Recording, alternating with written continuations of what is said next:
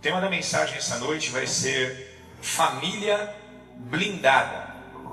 Como de tanque de guerra, tanque blindado, carro blindado à prova de bala, eu quero falar sobre família blindada. Será que é possível nós termos uma família blindada dos ataques do maligno ao ponto dele não nos afetar? Será que existe embasamento bíblico para nós termos a nossa vida matrimonial, a nossa vida relacional no tocante pais e filhos, a nossa vida financeira blindada? Sim, a Bíblia diz que nós podemos ter uma família blindada em todos os aspectos. Porém, nós não estamos lutando com qualquer um. Nosso inimigo, ele é astuto e tem uma inteligência angelical. Isso dá a ele uma vantagem no tocante em comparação, à inteligência humana. Mas ele está em grande desvantagem no tocante a homens e mulheres espirituais. Porque o homem e a mulher espiritual não é como um homem e uma mulher carnal, realmente. Porque o homem e a mulher carnal se baseia estritamente na inteligência humana. Mas o homem e a mulher espiritual discernem bem todas as coisas, porque eles compreendem as coisas espirituais. Eles possuem discernimento que vem de Deus. E se eles obedecerem irrestritamente os mandamentos que Deus estabeleceu para a família, o diabo terá de se submeter, conforme as próprias escrituras dizem, e terá de fugir dela. Então eu espero que você esteja mesmo disposto a ouvir, coração aberto, as palavras dessa noite, sem se preocupar com amanhã ou com o horário, mas decidido mesmo a reter aquilo que Deus quer derramar nos nossos corações essa noite. Então, para nós iniciarmos, eu quero convidar todos a se colocarem de pé. Amém? E eu peço que você abra no Salmo 127. Nós vamos ler o versículo 1 e vamos orar.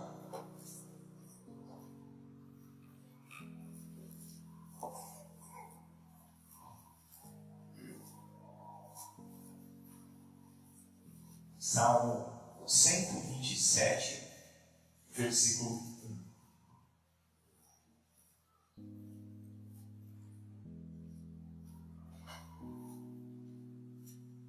Amém, amados? Amém.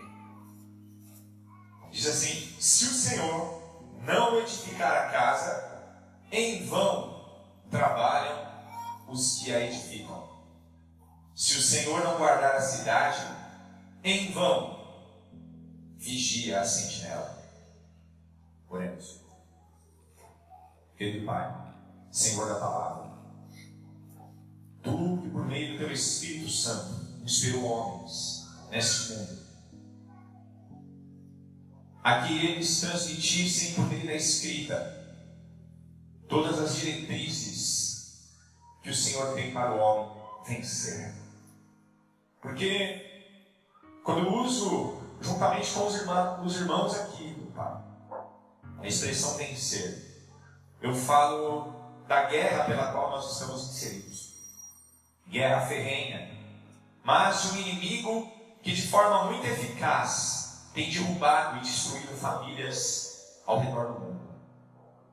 Ó Senhor, nós te pedimos sabedoria esta noite, para aprendermos a como lutar da maneira correta, com as armas corretas. Porque a tua igreja, ela tem de vencer por meio das armas que o Senhor deixou a ela. Ela não vencerá meramente por palavras soltas no ar, mas nós ouvirmos a tua palavra, te obedecermos, teremos êxito, Senhor. Sim, nós vamos vencer as hostes espirituais da maldade nas regiões celestes. E vamos experimentar a cada dia a paz que o Senhor tem para a família, as bênçãos que o Senhor tem para a família, os presentes que o Senhor tem para a família, coisa que infelizmente a maioria não tem desfrutado. Mas eu sei, eu tenho certeza que esta noite haverá uma mudança, uma transformação na nossa forma de enxergar essa realidade familiar. E nós vamos nos apegar à tua palavra. Vamos obedecer à tua palavra, custe o que custar, até que nós nos alegremos pela manhã. Vamos arvorar a bandeira de que somos mais do que vencedores em tudo, por meio do Senhor que nos fortalece. Em nome de Jesus nós oramos. Revela-nos a tua palavra. Amém. Amém, igreja. Glória a Deus.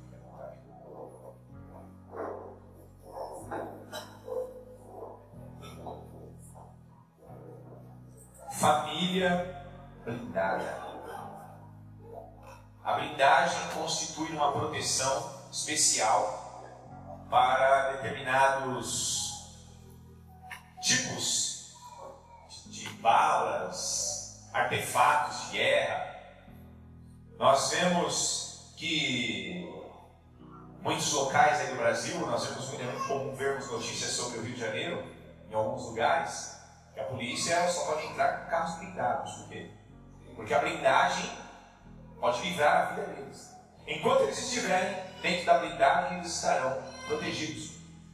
Eu assisti um filme o ano passado, um filme interessante da Segunda Guerra Mundial, onde alguns soldados ficaram cercados pelo inimigo e eles encontraram um tanque de guerra e entraram dentro do tanque de guerra e conseguiram travá-lo. E o inimigo não tinha armas poderosas, mas estavam todos armados. Mas a blindagem do tanque de guerra é algo assim fenomenal. Aguenta bombas, tiros e tantas coisas mais. Então, o inimigo conseguiu cercar o tanque de guerra e atiraram, jogaram bomba, mas não afetavam os soldados que estavam lá dentro. E o filme acaba girando em torno dessa questão. Enquanto eles estavam dentro do tanque de guerra, mesmo o inimigo, intentando matá-los ali, em maior número, não conseguiram afetá-los, até que chegou o reforço e pôs o inimigo para correr. Então note que a blindagem fez toda a diferença. Essa blindagem que a família pode ter, ela é produzida por Deus. Entenda, nós temos armas. Quais são as armas dos homens? É o famoso 38, né? 38, a calibre 12 e outras mais, né? Que são as mais comuns, né? Mas a Bíblia diz que nossa luta, né, em Efésios 6, a partir do versículo 10, ele começa a escrever a batalha que nós estamos inseridos, a guerra. E ele diz que nós temos uma luta não contra a carne nem contra o sangue, mas contra principados e potestades, nas hostes espirituais da maldade. São hostes, exércitos da maldade que estão inseridos aí no mundo espiritual, que são nossos inimigos terrenos, e a nossa luta é contra eles, e não contra homens de carne, osso e sangue. Então as armas que possuem balas de chumbo, nós não vamos usar, porque estas balas não fazem efeito contra o nosso inimigo. Então, as Escrituras mostram que nos foram dadas armas espirituais. A armadura que nós usamos não é a armadura do homem. Por isso que em Efésios 6 ali, também Paulo especificou que não é a armadura nossa que vence. É a armadura de Deus. Veja, a armadura de Deus é uma blindagem. Os itens dessa armadura são poderosíssimos. Os irmãos sabem aí, aqui decorre esse texto que eu estou falando, né? Da armadura de Deus, de cada item. Mas os irmãos se lembram do escudo da fé? O escudo da fé, pelo qual podereis apagar todos os dardos inflamados do maligno. Todos, não alguns. Isso diz respeito que todas as armas que o diabo tem não são poderosas ao ponto de destruírem a armadura da fé que Deus nos dá. Em outras palavras, o inimigo está em desvantagem contra nós. Jesus falou várias vezes essa desvantagem do inimigo. Nós temos o escudo da fé e podemos com ele apagarmos, destruirmos todas as flechas, dardos inflamados, flamejantes contra nós todos. Quer dizer, tentações, ataques. Isso seja a nível mental, psicológico, espiritual, físico, material, em todos os sentidos. O escudo da fé, ele tem capacidade de destruir, esmigalhar essa força do diabo contra nós. Jesus certa vez disse assim: as portas do inferno não prevalecerão contra a minha igreja. O que você acha que Jesus estava falando? De batalha espiritual, de guerra. Só que ele estava dizendo que o inimigo é vulnerável contra as armas que Deus deu à igreja. O inimigo não é páreo, ele não consegue resistir à igreja. A igreja tem capacidade de aplicar uma ofensiva tão poderosa contra o inimigo que as portas do inferno, uma forma alegórica de dizer, o quartel-general do diabo, pode ser destruída. A porta do quartel-general do diabo pode ser derrubada, destruída pela igreja de Jesus. Isso significa, aquele que está invadindo ali, predomina sobre o que está sendo, o que no momento está agora praticamente vulnerável, porque as portas foram roubadas, destruídas, e eles ficaram vulneráveis. Jesus também chegou a dizer para a sua igreja: eu vos dou autoridade sobre os demônios, em meu nome expulsareis demônios, pisareis em serpentes e escorpiões. Ali era uma referência também alegórica a demônios. Ele nos deu autoridade sobre o diabo. Mas o que é, meu amado, que nós temos visto na atualidade dentro da sociedade? Eu vou falar do Brasil somente, onde se gloriam que existem milhões, mais de 40 milhões de cristãos. Isso é uma mentira muito grande, óbvio. Se houvesse milhões de cristãos no Brasil, nós seríamos o primeiro país do mundo. Tamanha glória de Deus aqui neste lugar. Mas esses 40 milhões aí não passam de exagero, fermento demais na massa. São pouquíssimos os cristãos que têm batalhado de frente com o diabo e colocado ele para correr. Por isso, tanta miséria, tantas doenças, tanto medo, tanto temor. Nós vemos que por meio da mídia, o diabo entra nos lares e ele envenena. Ele tenta fragilizar os cristãos e a sociedade não cristã, ao ponto deles acreditarem que ele é mais forte do que nós e que ele está na ofensiva e nós cristãos estamos na defensiva. Isso é uma mentira, uma estratégia de guerra, meu irmão. Na Primeira Guerra Mundial a mídia foi usada, na Segunda Guerra Mundial a mídia foi usada. Mentiras foram espalhadas para enfraquecer o oponente. Diziam que havia, na Primeira Guerra Mundial, um atirador de elite que estava de um lado, matando centenas e centenas de soldados valorosos.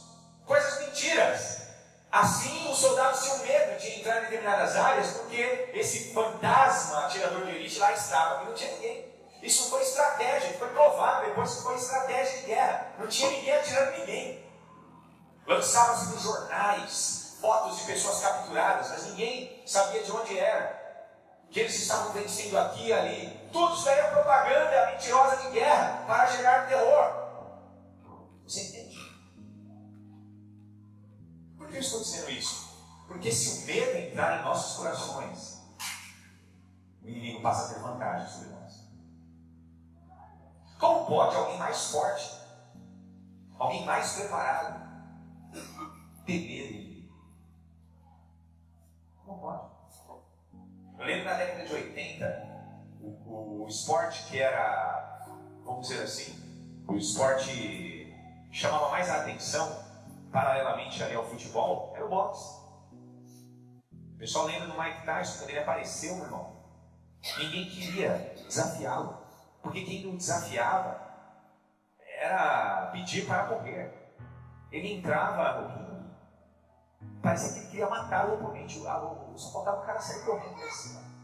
Você entende? Homens fortes, preparados, tremiam diante dele. O medo os fragilizava, os tornava mais vulneráveis. Quando ele ia para cima do oponente, o oponente perdia.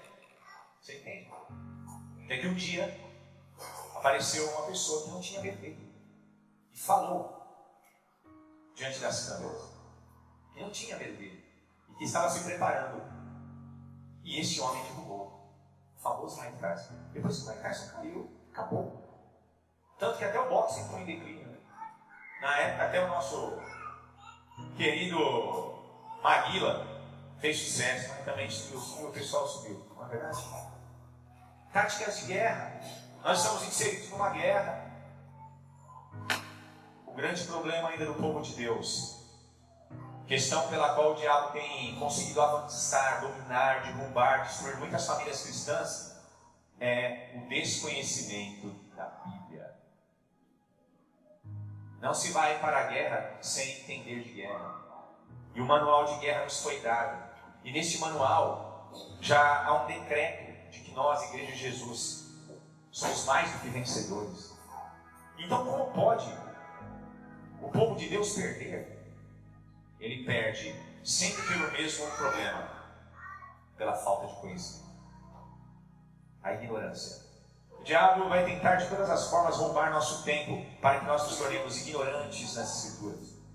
Podemos nos tornar expertos em muitas questões da vida, pessoas cultas em vários aspectos, hábeis, mas se nós não tivermos compreensão profunda da Bíblia, nós vamos perder a batalha.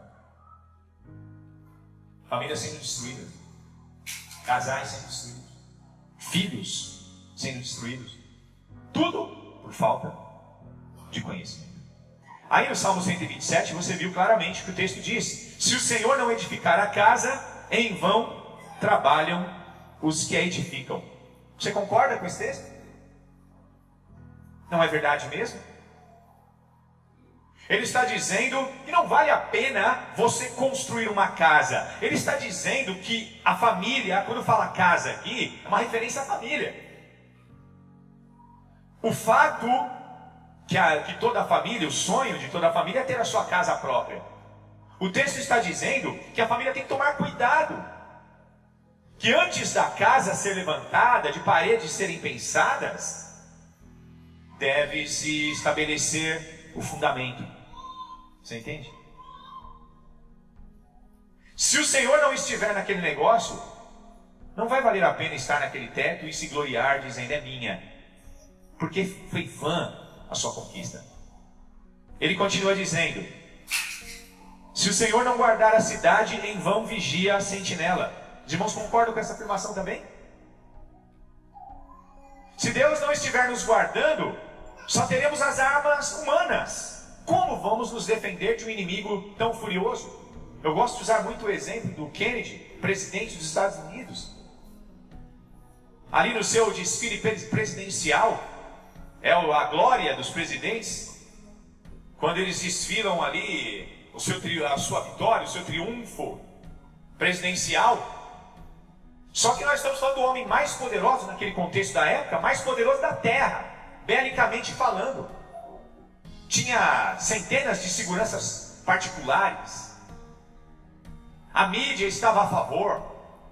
Exército, aeronáutica, marinha, FBI e outras agências americanas. Todo mundo ali guardando e vigiando. E diante dos olhos de todo mundo, sendo transmitido ao vivo, ele foi alvejado várias vezes na cabeça.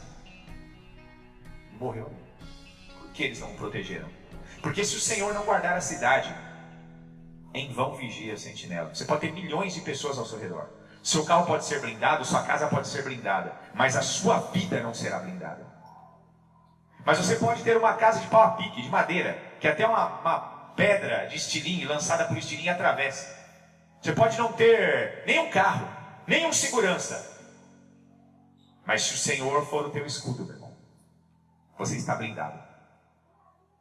Você entende? Jesus certa vez disse assim, chorando em lágrimas: veja um pai que sabe do potencial, da capacidade que ele possui em proteger, mas infelizmente os filhos não querem serem protegidos. Jesus olhou para Jerusalém e começou a chorar e disse assim: ah, Jerusalém, Jerusalém, que mata os profetas que são enviados a você. Quantas vezes quis eu ajuntar-vos debaixo das minhas asas, como a galinha faz com os seus pintinhos, mas vocês não quiseram. Agora o inimigo vai te cercar de trincheiras e não vai ficar pedra sobre pedra. Eles não quiseram reconhecer a proteção dele. Você entende? Ora, meu irmão, uma galinha, eu tenho galinhas, eu sei como elas protegem seus pintinhos. Eu lembro de um livro que eu li há muitos anos no início da minha conversão. Um celeiro pegou fogo e muitas galinhas tinham ninhos lá. E o dono da fazenda ficou muito triste. E eles no outro dia estavam limpando a região e encontraram uma galinha. A galinha assou no fogo. Quando eles levantaram a galinha, quem estava vivo lá debaixo? Os pintinhos. Para proteger os pintinhos, ela abraçou ele e aguentou até morrer. Mas eles não foram afetados. Agora, e essa galinha que Jesus estava se referindo em comparação a ele?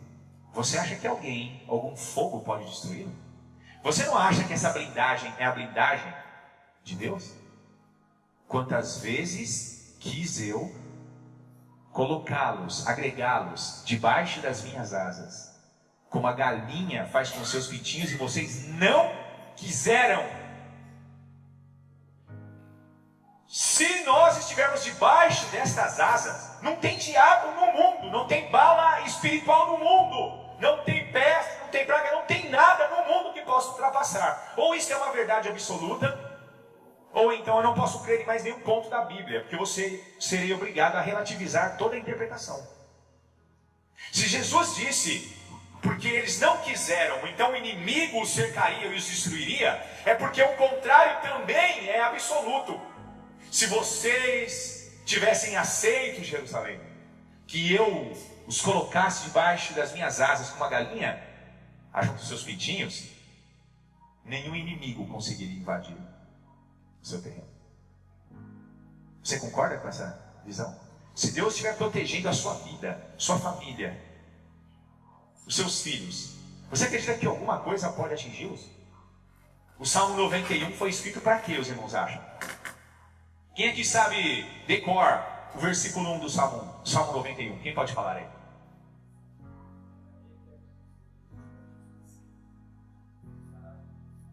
Olha só. Aquele que habita no esconderijo do Altíssimo. O que você entende por esconderijo? É um lugar onde você o quê? Se esconde do que você acha que o texto está dizendo? Do mal. Quem conhece o Salmo 91 sabe que ele estava falando do ataque do diabo, da peste perniciosa, não é? Do mal que assola ao meio-dia, à meia-noite, e fala de tudo. Chega a dizer, olha só a blindagem poderosa de Deus: 1000 cairão ao teu lado, 10.000 à tua direita, mas tu não. Como isso é possível? Tem de haver uma blindagem específica no texto. Ou então isso foi só poesia e música que os judeus cantavam, mas sabiam que não passava de letras. Deus não pode mentir. É impossível que Deus minta. Se Ele disse, é. Sabe o que se chama isso? Escudo da fé. Mas a maioria não acredita.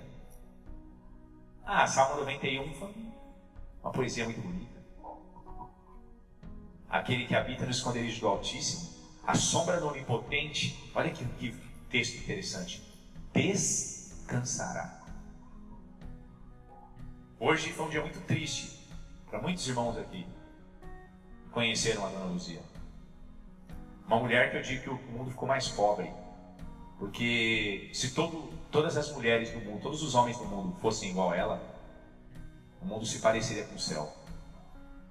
Uma mulher mansa, uma mulher que viveu num contexto de humildade e simplicidade, mas ela marcou a vida de muitas pessoas, vai deixar muita saudade. Eu sei que ela está agora junto do Senhor.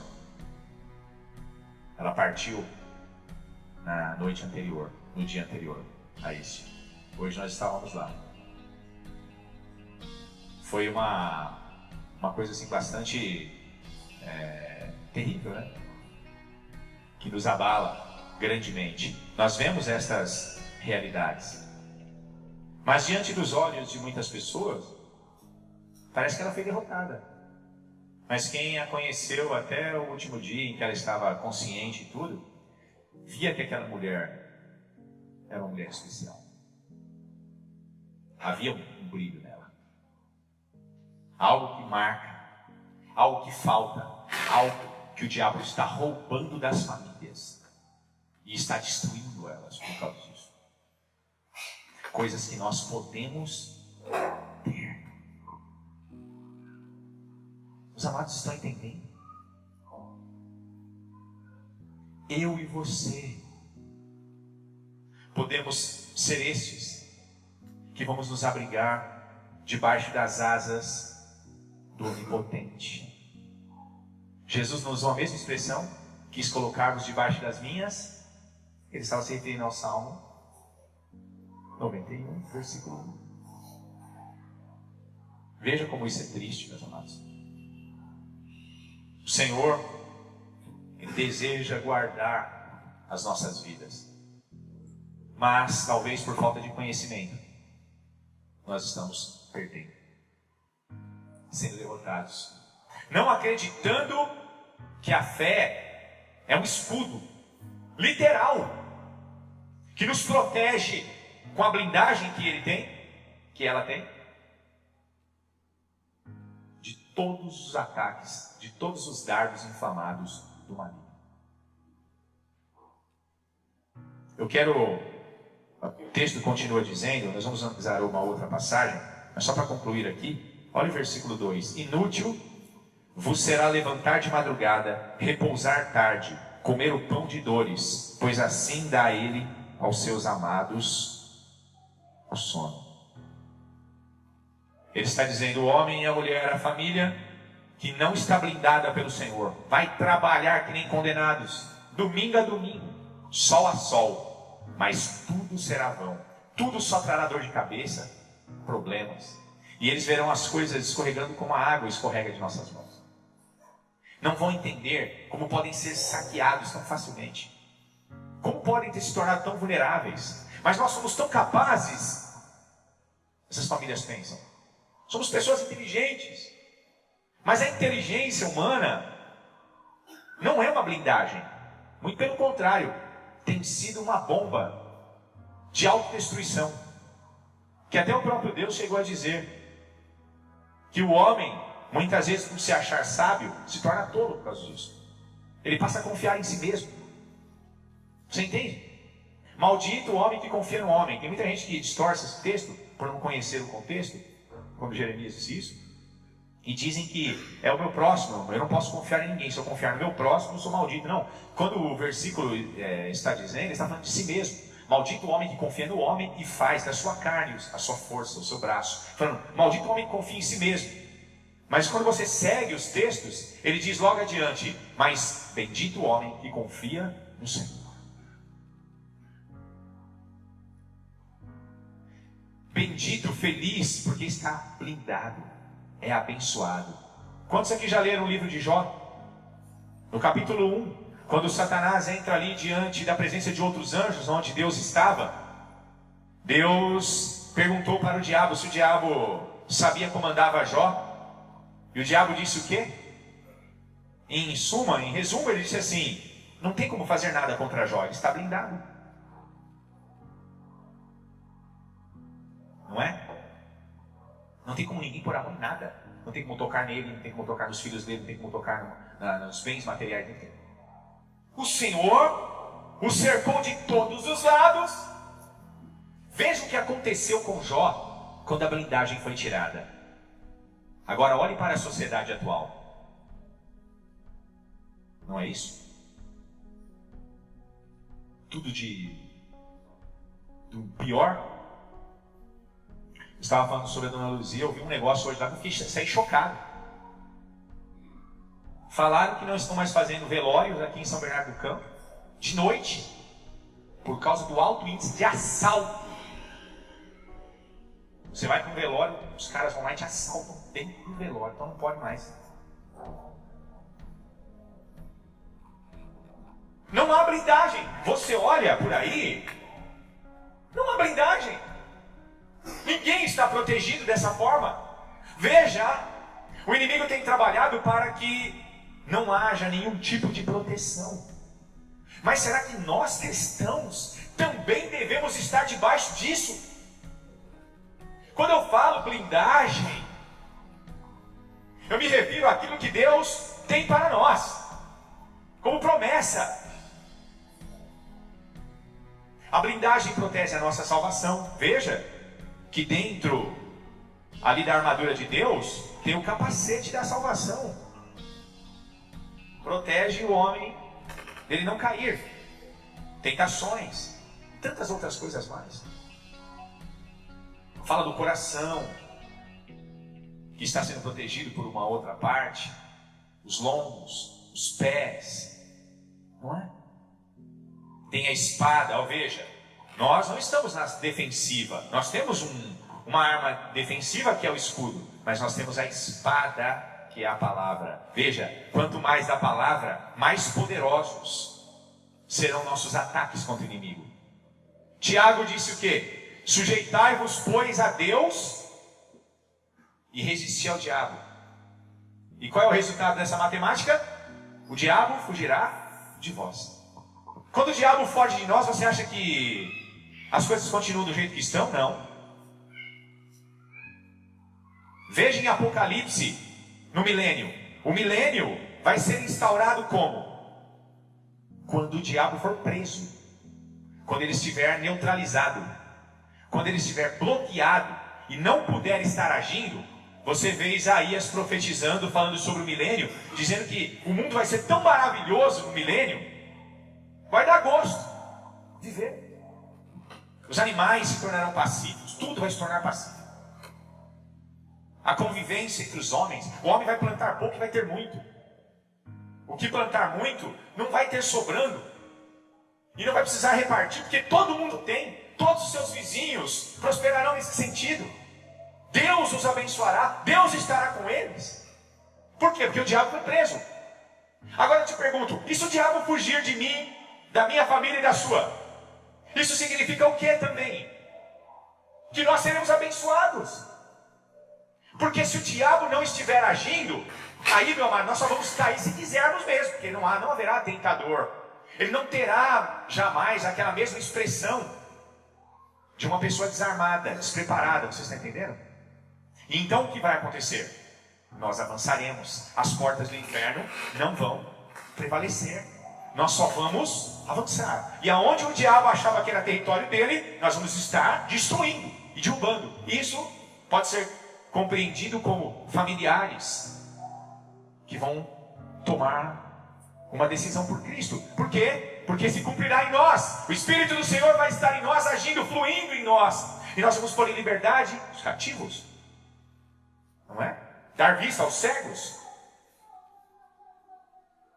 E isso denota o quê? Uma batalha onde nós estamos ganhando. Porque nós estamos conquistando. Nós estamos libertando. Porque nós estamos avançando. Não é o diabo batendo. Não é o diabo nos pondo para correr. Não é o povo de Deus comendo o pão que o diabo amassou. Mas é o povo de Deus pondo ele para correr. Agora, como eu posso me submeter a Deus?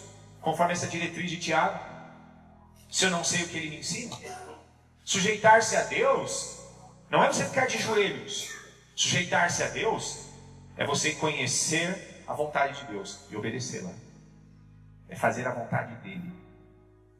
Quem faz a vontade dele passa a se tornar resistente. É como um anticorpo espiritual. O diabo, quando ele vier atacar, ele vai ver que aquele homem está repleto de fogo. Você entende? Da glória. A mulher vai estar incendiada da glória de Deus. Ela consegue oferecer resistência. O diabo, com as flechas inflamadas jogando, ele começa a notar que ele não é páreo para aquele armamento. E de repente ele começa a recuar, porque o inimigo vai recuando quando ele vê que a bomba é grande demais. Até que ele foge, porque não quer perder ou ser derrotado definitivamente. Nós, como igreja de Jesus, temos de viver isso. Temos de viver isso. Se nós queremos que a sociedade, que não está blindada, sendo destruída, veja a glória de Deus e se decidam em servir o nosso Deus, eles precisam ver algo em nós que os atraia, que desperte neles interesse de se parecer com a gente. Mas o que a sociedade tem visto são cristãos derrotados, muitas vezes mais pecadores do que a própria sociedade inteira. E aí, meu irmão, o diabo não precisa nem de fazer mais nada. Ele, com estilingue, ele derruba o cristão. Não tem fé, não tem escudo da fé, não tem disciplina espiritual, não tem nada. Totalmente vulnerável. Como você vai vencer o diabo desse jeito? Como nós venceremos o inimigo desse jeito? Abre em 2 Coríntios, capítulo 10. Deixa eu mostrar um texto para os irmãos interessante. Fala das nossas armas espirituais.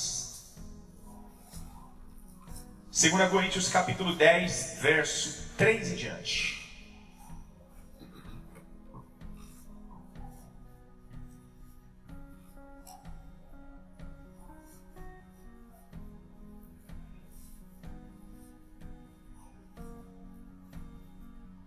Segunda Coríntios, capítulo 10, versículo 3. Amém? Diz assim: porque andando na carne, não militamos segundo a carne. Veja o verbo. Militamos, de militar. De estar numa batalha, lutando por algo. Ele disse, nós cristãos estamos na carne como qualquer outra pessoa está na carne. Porque nós somos carnais. Estamos inseridos no mundo físico. Assim Jesus também se fez carne e habitou entre nós, João 14. Então aqui não está falando de pecado, está falando de estar na carne e ser humano. Mas ele disse, nós estamos na carne, mas nós não lutamos com as armas da carne. Nós não lutamos com as armas que o homem carnal conhece. E então ele começa a descrever, olha aqui. Porque as armas, verso 4, da nossa milícia, veja as expressões, milícia, de exército. Porque as armas, nós temos armas, temos um exército, não são carnais. As armas da nossa milícia não são carnais, mas sim poderosas em Deus. Primeiro verbo que mostra que nós temos que vencer. Poderosas em Deus para destruição das fortalezas. Veja aqui, as portas do inferno não prevalecendo, inserido nesse texto, nas entrelinhas, amém? Fortalezas, fortalezas de quem você acha? Se nossa guerra não é contra a carne nem contra o sangue, e nossas armas não são carnais, mas elas são poderosas para destruir fortalezas, fortaleza de quem? De quem é forte, mas esse forte não é páreo para as nossas armas. Imagine o diabo em comparação com a igreja, mais ou menos assim: índios com arcos e flechas e nós com um tanque de guerra e metralhadoras. Esse é o perfil que ele está descrevendo. Quem vai vencer? Ou quem deveria vencer?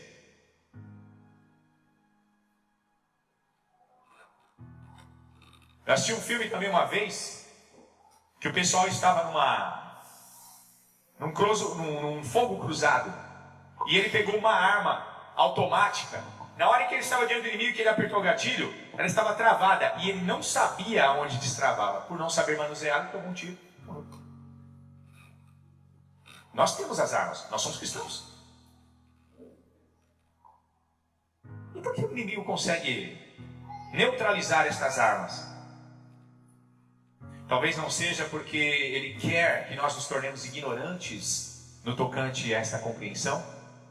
Porque, meu amado, se a única realidade que a Bíblia mostra no tocante ao diabo e à igreja é que nós estamos em guerra. E se estamos em guerra, um lado tem que ganhar. Não é de vez em quando, é sempre. Isso daqui não é evangelho triunfalista. Ah, você vai prosperar, você vai ficar rico. Não. Eu estou falando que você vai vencer.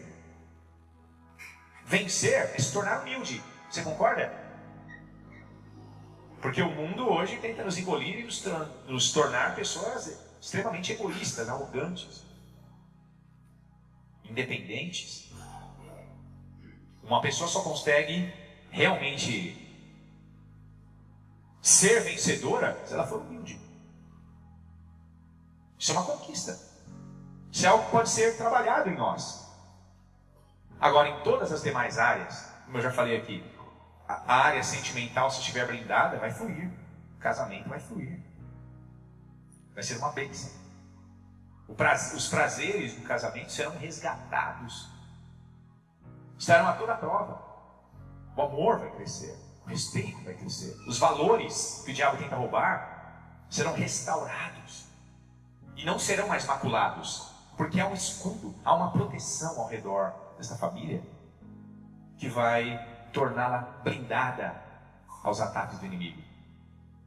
Nossas armas, versículo 4, são poderosas em Deus, veja, não em nós, mas em Deus, para a destruição das fortalezas. E ele continua, destruindo os conselhos. O que é conselho? Uma palavra que alguém direciona a outra, não é? Tentando ou induzi-la ou dar a ela alguma direção. Aqui o texto está dizendo que o diabo, ele tenta trazer conselhos para nós. Talvez muitas das atitudes que nós tomamos foram conselhos que o diabo nos deu e nós abraçamos. Você acredita? Coisa maravilhosa, né? Por isso, o que tem se tornado aquela que se diz Igreja de Cristo, uma confusão enorme. Parece muitas vezes uma Babilônia. Por causa do quê? Porque os conselhos penetram e entram facilmente e são abraçados, são moveres e tantas coisas mais, que os cristãos vão caindo e caem aos milhares, a centenas de milhares e abraçam tudo. São conselhos que não deveriam ser abraçados, são conselhos que deveriam ser destruídos.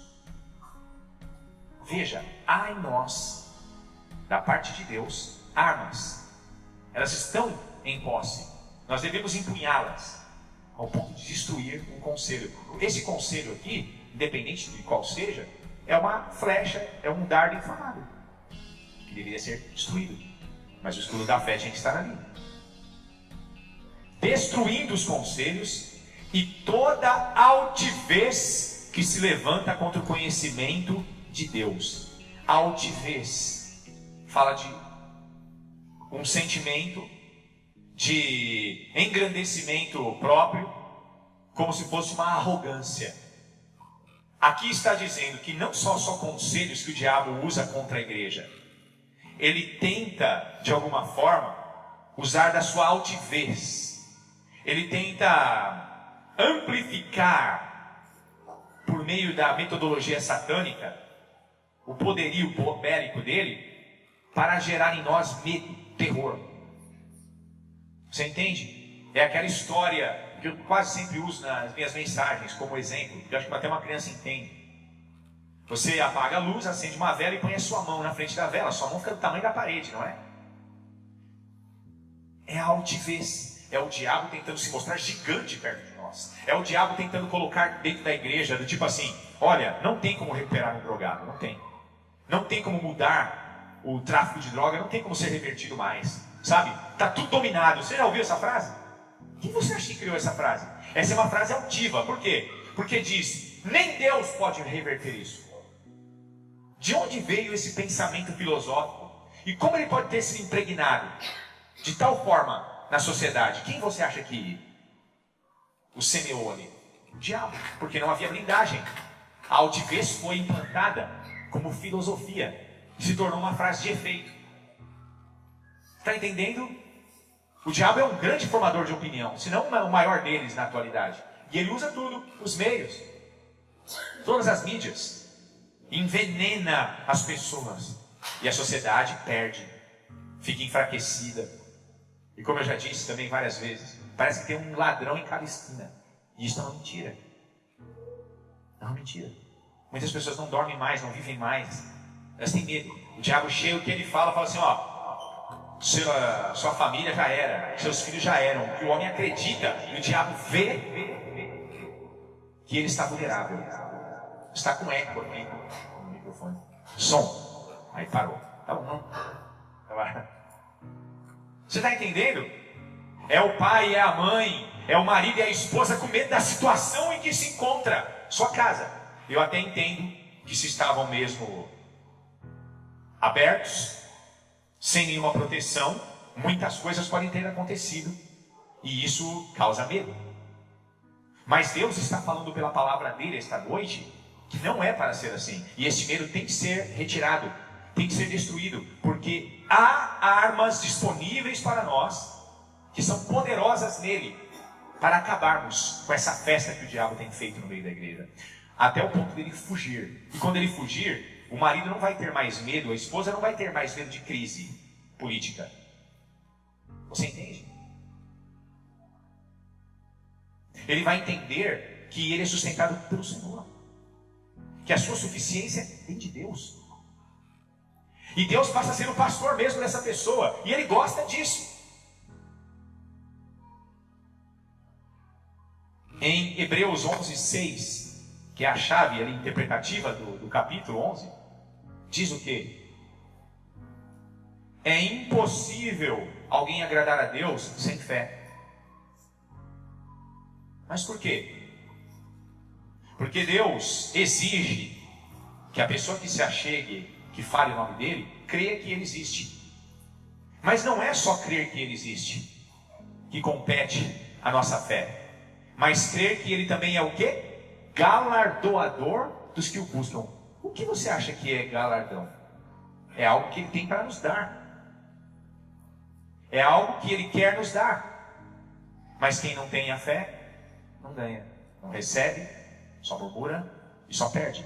E o diabo vai avançando. Então nossas armas podem também destruir conselhos e toda altivez que se levanta contra o conhecimento de Deus, e levando cativo todo o entendimento à obediência de Cristo. Em outras palavras, nossas armas pegam esses conselhos, essa altivez, e mostra para o império de Satanás que a verdade que nós cremos e que move nossas vidas e pela qual nós nos alimentamos é sublime, é perfeita, é absoluta, e nós não vamos aceitar, e por isso nós vamos atacá-lo, e por isso nós vamos destruir tudo aquilo que ele levantou. E nós destruímos e pegamos todas estas forças, essas artimanhas, e aprendemos, levamos elas cativas em obediência a Cristo. Quer dizer assim, entenda, Satanás, nós só servimos a Deus,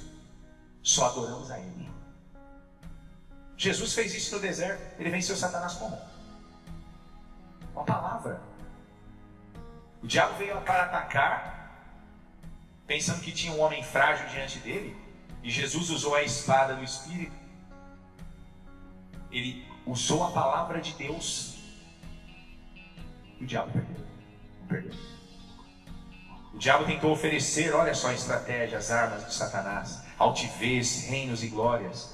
Diz assim: se prostra e eu te dou tudo isso. Veja a altivez, intentando contra o conhecimento de Deus. Mas aí o conhecimento de Deus vencendo a altivez satânica. Jesus diz assim: para trás de mim, Satanás.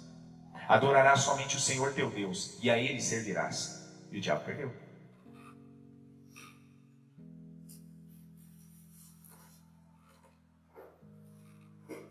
Os textos são claros.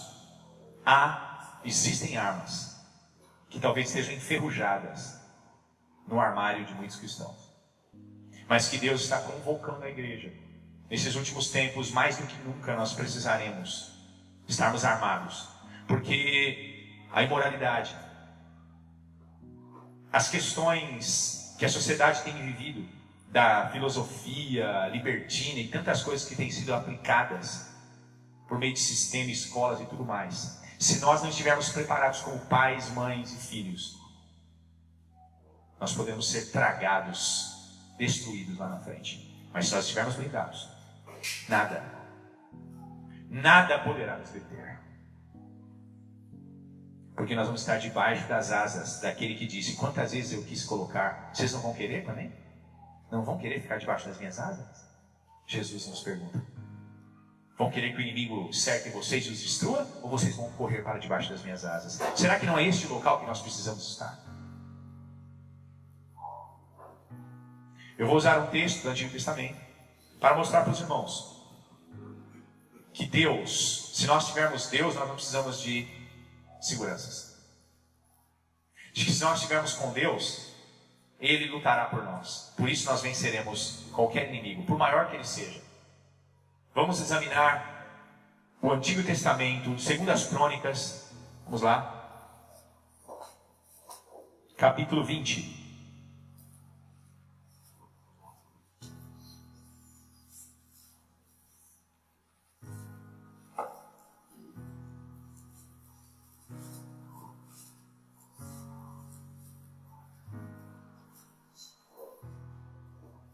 Segundas Crônicas, capítulo 20.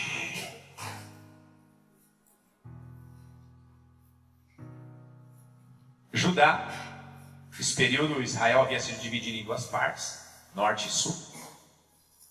Israel e Judá. Ele tinha um rei chamado Josafá. Mas Israel era pequeno. E aconteceu que o inimigo intentou fazer uma guerra repentina contra Israel. Veja o texto e tente extrair, meus amados, as diretrizes para a sua família, porque o texto vai nos ensinar a como nos blindar, a como usar estas armas. Versículo 1, 2 Crônicas, capítulo 20, verso 1 diz assim: E sucedeu que, depois disso, os filhos de Moabe e os filhos de Amon, e com eles alguns outros dos amonitas, vieram à peleja contra Josafá. Contexto histórico: Moabe matavam os próprios filhos queimados, oferecendo a demônios quando entravam numa guerra. Eu te pergunto, quem mata o próprio filho queimado para entrar numa guerra, o que faz com os países e as cidades que eles dominam? Com as pessoas que estão lá dentro. Imagina a crueldade desse povo.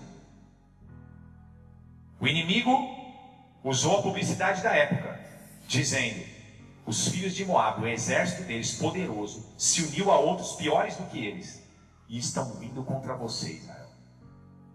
Imagina. Israel estava dividido, enfraquecido, entre Judá e Israel, reino do norte e reino do sul. E de repente recebem a notícia, Josafá, rei de Judá, recebe a notícia de que estes povos ímpios formaram um exército e estão vindo para destruir tudo que está na sua frente. E eles querem pegar Israel, querem pegar Judá. Versículo 2: Então vieram alguns que deram aviso a Josafá, dizendo, ó a publicidade aqui: vem contra ti uma grande multidão da além do mar e da Síria, e eis que já estão em Hazazon Tamar, que é em Engedi. Então Josafá temeu. Primeiro ponto: a publicidade do inimigo gerou uma boa expectativa para ele. Por quê? Porque quando o rei ficou sabendo, ele tremeu na hora. Falou, é como se ele, eu imagino a cena, meu Deus. Mas vejam um homem que sabia usar a armadura de Deus, usar as armas espirituais. Veja a reação. Então Josafá temeu e pôs-se a buscar o Senhor, e apregou jejum em todo o Judá. Ele não se reuniu com os seus generais e disse assim: olha, é o nosso fim, o que nós vamos fazer? Quantos homens valentes nós temos? Como nós vamos enfrentar esse pessoal? Disseram que são eles, e eles são terríveis. Não, ele não fez isso. Ele não usou as armas humanas.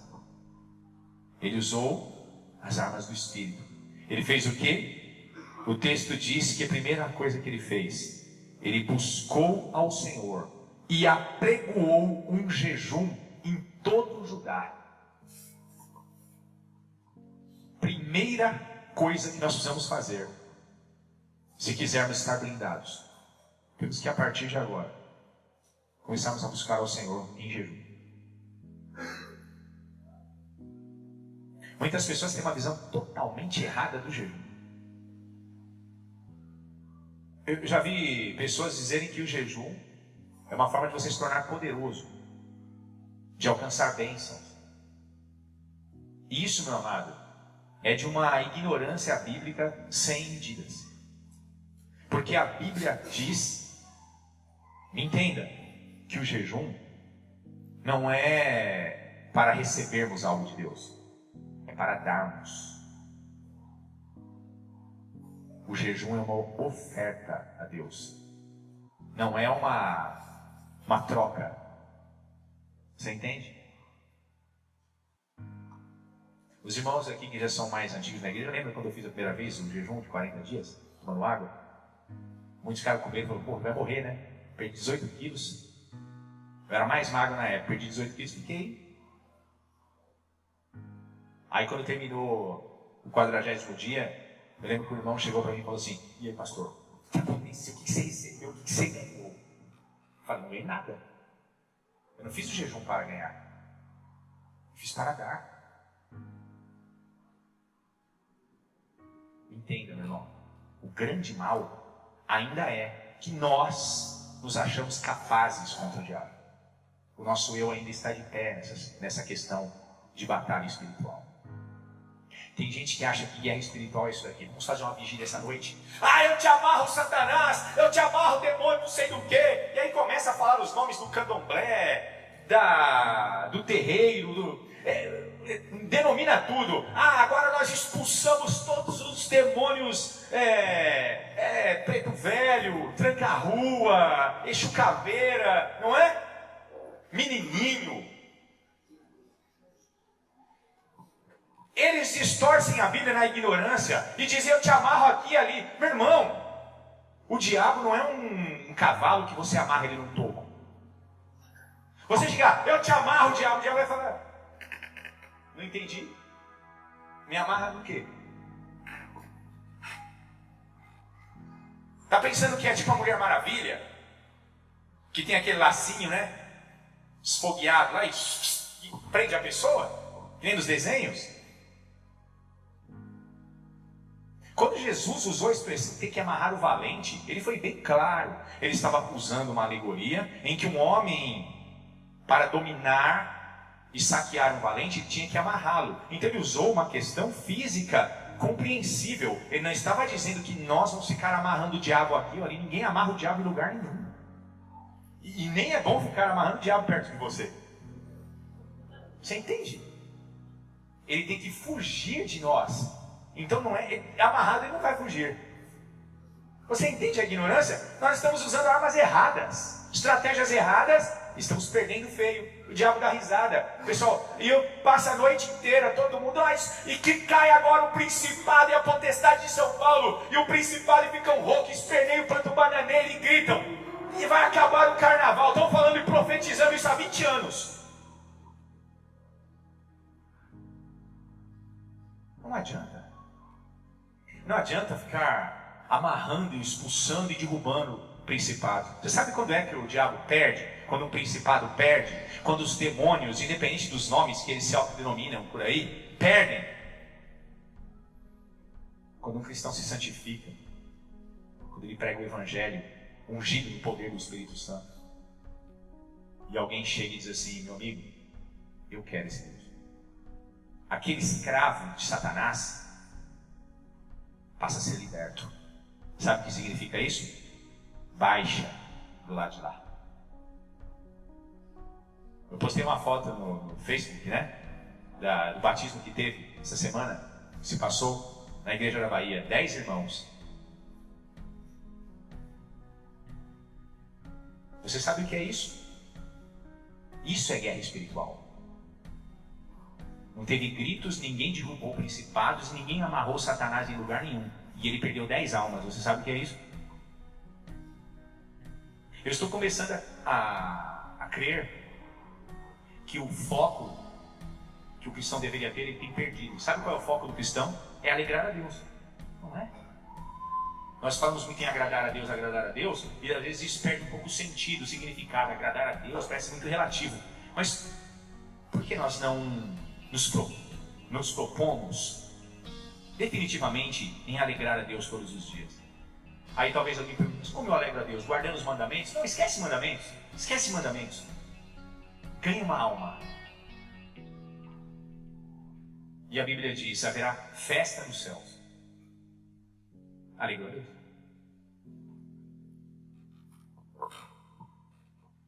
As pessoas olham e falam, mas como é que pode aquele drogado agora estar pregando o Evangelho?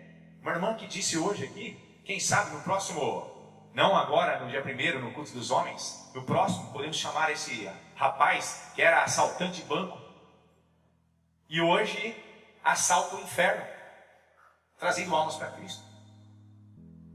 Você entende? Não é? Podemos convidá-lo para ele testemunhar o que Deus fez na vida dele.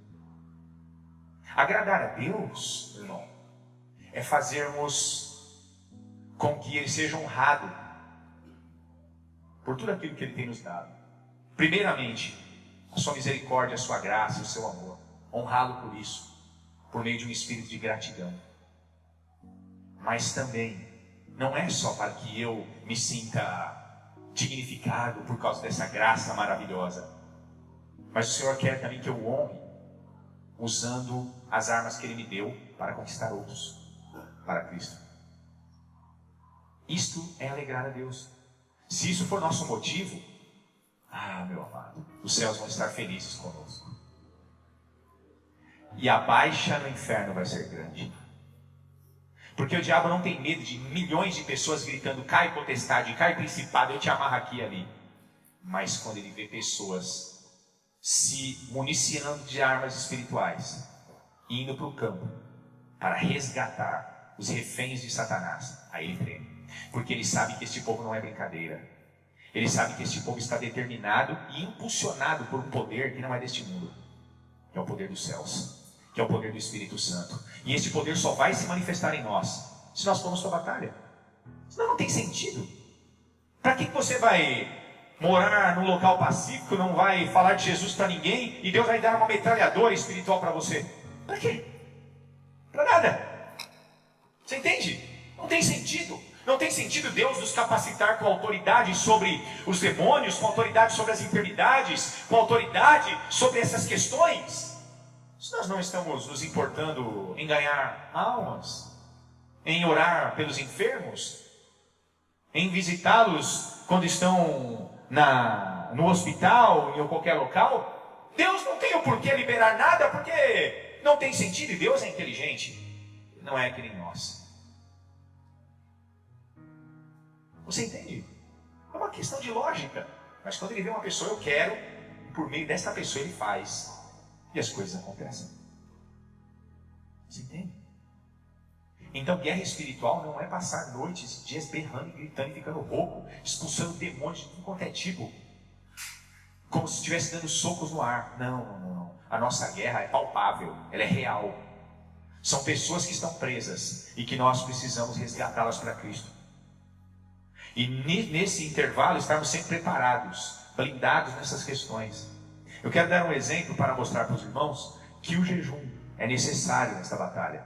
A busca ao Senhor com jejum. E que o jejum é uma forma de nos humilharmos a Deus, de darmos a Deus ali o nosso ser em total rendição e não buscarmos uma bênção de Deus. Como eu vou jejuar para ser abençoado. Meu amado, o Evangelho está tão minguado que às vezes nós rimos com as coisas que nós ouvimos para não chorar. Existem igrejas, hoje, na atualidade, que fazem jejum. O pastor vai lá e fala que recebeu uma revelação. Passou a noite inteira, acho que amarrando o diabo nos troncos, no meio do mato, e aí desceu com uma revelação de Deus. Igreja, na segunda-feira, nós não vamos comer chocolate. Terça-feira, não vamos beber leite. Quarta-feira ninguém vai comer bolacha recheada.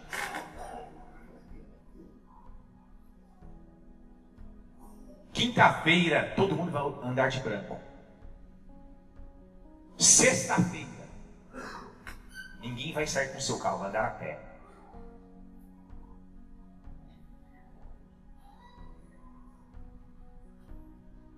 Você entende que era para chorar, mas a gente está rindo? Isso daí é jejum? Chega em jejum de chocolate para doar sangue, fazer algum exame lá específico para você ver. Vocês vão aceitar isso como jejum. Isso daí não é jejum, é dieta. Vamos fazer uma dieta, igreja? Então eu passo para vocês uma dieta. Segunda-feira não vamos comer chocolate. Então pode aplaudir. Glória a Deus. Uma dieta, faz bem para a saúde. Mas não vem falar que é jejum. O jejum é uma contrição, humilhação tal. Antes de ler esse texto que eu vou passar para os irmãos em Esdras aqui. Quantos aqui sabem da história de Jonas, profeta? Lembra só? Nínive seria destruída, fulminada pelo Senhor. Amém? E ele chegou e disse assim: o Senhor vai destruir essa cidade. O rei ouviu e tremeu. Olha só, coisa tremenda. O rei chegou, chamou seus conselheiros e disse assim: toda Nínive vai jejuar, inclusive as crianças de peito e os animais. Todos. Deus olhou do céu e falou assim: olha só, gostei, não vou mais destruir, não vou mais fulminar, vou abençoar. Eles não fizeram aquilo para ganhar nenhuma bênção de Deus. Eles fizeram aquilo em reconhecimento de seus pecados. É aí que vem o avivamento, que vem a aprovação de Deus. O jejum é você se humilhar, abater. Mas você vai falar isso hoje? Olha, pai e mãe, você tem que aplicar o jejum nos seus filhos, até mesmo crianças. É capaz de chamarem os direitos humanos. Você ser preso por causa de um conselho desse. O quê? Meu nenê vai jejuar? Minha criança vai jejuar? Meu filho vai jejuar? Se você quer ter uma família blindada, eles vão ter que entrar no sistema de Deus. Criança nenhuma vai morrer se ficar 8 horas sem comer. Nenhum jovem vai morrer se ficar um dia ou 12 horas sem comer. Salvo aqueles que têm estrita restrições médicas mesmo, no tocante a isso. Mas caso contrário, o pai de família tem que chamar os filhos e dizer assim: olha filho, nós vamos jejuar. Neste sábado, nós vamos levantar de manhã e vamos tomar um café leve. Nós vamos passar o dia inteiro em consagração de jejum. Ninguém vai comer nada. Nós vamos beber só água. E às 8 horas da noite, nós vamos entregar isso a Deus. Meu irmão, foi o melhor culto que você fez no lar. Sabe por quê? Porque seus filhos vão ficar com o olho desse tamanho assim. O quê? Por quê? E você vai dizer: senta aqui. Sabe por quê, meu filho? Porque isso é uma arma espiritual. Se nós quisermos vencer o pecado, se nós quisermos estarmos protegidos contra os ataques do nosso inimigo, nós precisamos nos submeter e humilharmos a Deus. Imagina você ensinando isso para uma criança. Quando ela crescer, ela não se afastará mais disso. Sabe por quê? Porque o pai que faz isso confia em Deus. E quem confia em Deus recebe. É abençoado por Deus. Porque o filho vai ver estes jejuns e ele verá resultados. Lembra que Jesus disse sobre o jejum? Quando vocês forem jejuar, não fica fazendo aquela cara de doente. O que foi, irmão? Faz 2 horas que eu estou jejuando. Não faça isso. Jesus disse: quando você for jejuar, passa um óleo na cabeça, põe uma roupa legal. Ninguém pode saber que você está jejuando. Mas Deus, o Pai, sabe. Você fez em oculto o seu jejum, mas Ele vai te recompensar publicamente.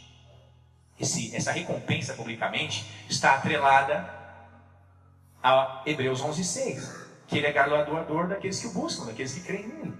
Se o pai aplica um jejum em casa, pelo menos uma vez por mês, para instruir os filhos e buscarem consagração, e buscarem providência material, providência espiritual, buscar mesmo sabedoria em como conduzir suas vidas, no ensino, no estudo, na escola, em como nos tornarmos melhores crentes, virá a recompensa de Deus. E os filhos verão, e pela prática, eles vão aplicar e praticar isso no futuro. Quando eles disserem: pai, mãe, chegou o meu momento de construir minha família, você sabe que mandou um guerreiro, você sabe, preparado, maduro. Mas tem pai, meu irmão, que se o filho fizer uma carinha assim, ele dá até o céu para o filho. Você entende? Os filhos devem aprender com os pais. Eles não tem mais ninguém para aprender isso. A escola não vai ensinar isso. É prática. O Evangelho é prática, não é filosofia. A Bíblia não é um livro para adquirirmos conhecimento. É um livro para mudar nossa vida. E a nossa vida só será mudada se nós aplicarmos o que nós aprendemos. E nossos filhos serão também modificados se eles verem em nós esta mudança. E esta mudança só é possível se nós começarmos a praticá-la. Uma coisa muito básica, muito simples de se entender. Quando Jesus foi para o deserto, ele foi enfrentar o diabo de qualquer jeito? Ele foi levado pelo Espírito Santo. O Espírito Santo conduziu ele ao deserto. Em que estado? Barriga cheia, feijoada? Jejum. 40 dias de jejum. Aí o diabo veio, mas não foi páreo. Ele pegou um homem extremamente dependente de Deus, enfraquecido na carne e cheio do Espírito. E estes são os guerreiros de Deus. Estas são as guerreiras de Deus, cheias do Espírito, homens cheios do Espírito Santo. E isso faz com que o diabo trema na guerra. Mais nada faz. Cantar bem, grandes louvores, se estiverem preparados com essas diretrizes, uma harpa de 2 cordas, de 3 cordas, até um sino de uma corda só, para o diabo para correr. Você entende? Tá feito trem, o diabo cai. Lembra quando Jesus estava no Monte da Transfiguração? Pedro, João e Tiago estavam com ele lá em cima. Ah, glória, fogo puro, como muitos dizem lá, não é? Lá no monte. Mas lá embaixo os apóstolos apanhando no ringue na batalha espiritual. E os discípulos, sai demônio dessa criança. E o demônio ficava mais forte, e jogava o moleque no fogo, e eles berravam e gritavam, e jogavam o moleque na água, e sai demônio, sai, e cansaram, já o rio da cara deles. E aí Jesus terminou lá a sua consagração, aquilo que ele tinha para ensinar para os discípulos, e desceu do monte. Quando Jesus chegou, ele disse assim, ai, até quando eu vou sofrer por causa de vocês? Até quando? Vocês não aprendem nunca. Jesus chegou, expulsou o demônio da criança, a criança ficou instantaneamente curada daquele mal. Aí os discípulos perguntaram, como nós não pudemos expulsar esses demônios? Por que, Senhor? Aí Jesus disse, certas castas demoníacas, certos níveis de ataques demoníacos, certos exércitos da maldade, só podem ser vencidos, ele disse, por meio da oração e do jejum. Foi Jesus quem ensinou isso aos apóstolos, na época da graça. Aí nós pensamos, então, o jejum me faz ficar poderoso? Não, o jejum te torna tão fraco ao ponto de Deus ter de intervir. Entendeu? É o contrário. Enquanto houver uma força nossa, o poder de Deus não vai se manifestar, para que nós não acreditemos que fomos nós quem vencemos. Lembra de Gideão? 40 e poucos mil soldados. Deus disse assim, não dá não, Gideão. Vocês vão falar que foram vocês que ganharam. No final Deus foi tirando um tanto aqui, outro ali, ficou 300. Aí Gideão engoliu seco. Aí não dá. Aí ele falou, agora vocês vão ter que acreditar. Porque todo mundo vai ter que reconhecer que fui eu quem venci. Não foram vocês. Vocês não têm 300, não dá para ganhar milhares e milhares. E ganhar. Não ganhar. O jejum nos torna pequenos, diminuídos, enfraquecidos. Essa busca em Deus, por meio do jejum, nos torna aptos para a batalha, confiantes somente no Senhor das guerras, no Senhor dos exércitos. E então vem a vitória. Abra em Esdras, capítulo 8. O livro de Esdras é fácil de achar. Você achou o Salmo, volta a sentir o Gênesis, vai voltando para trás, Jó, e aí você vai entrar em Esther, Neemias, Esdras. Esdras capítulo 8.